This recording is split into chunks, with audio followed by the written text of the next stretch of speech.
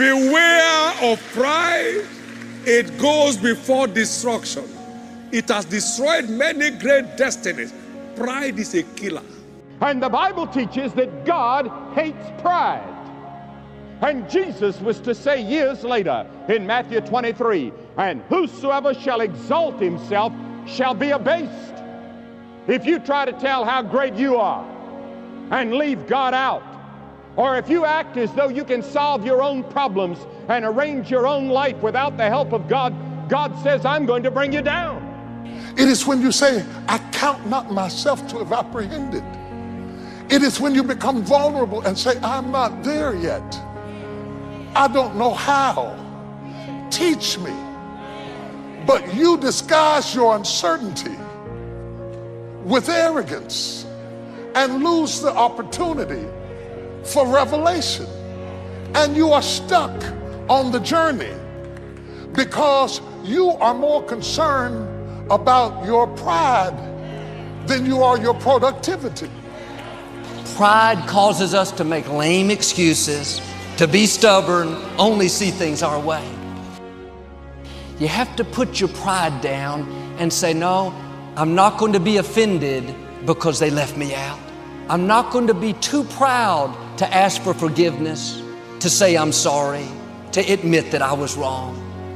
When we don't have humility, we think we're always right. We'll be stubborn, hard to get along with. Our relationships will be much better if we'll humble ourselves and let somebody else be right. Honor them by letting them have their way. But I wonder how much better our relationships would be if we'd start walking in humility, honoring the other person, letting them have their way, not always having to be right. I know this couple, they argued for years over the best way to get out of the neighborhood. There were two main routes. The husband thought it was this way, the wife thought it was the other. Practically every time they drove out, it was a point of contention. And this couple, they were great people, but the pride began to tear their relationship apart. And one day they heard me speaking on this subject, and they both made the decision to put their pride away, to quit arguing over petty things, to start treating each other with respect. They told me how that message saved their marriage. I believe other relationships would be saved if we would start walking in humility, honoring God by honoring the other person. The healing for your relationship is in your humility. It's when you humble yourself and do your part to get along. God hates pride. He hates it. And the reason he hates it is because he knows what it will do to us. He knows that pride will destroy us.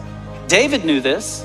David understood it. He wrote this in Psalm 31. He said, the Lord preserves those who are true to him, but the proud he pays back in full.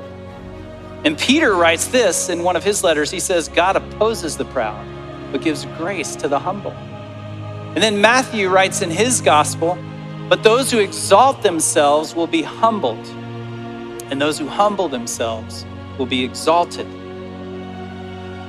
Make no mistake, pride is the greatest sin. It is the devil's most effective and destructive tool. Pride is spiritual cancer. It eats up the very possibility of love, contentment, or even common sense. Pride leads to every other vice. It is an anti-God state of mind. It is pride that has been the chief cause of misery in every nation and every family since the world began. Safe to say, C.S. Lewis has some big feelings on pride, right? But he's right.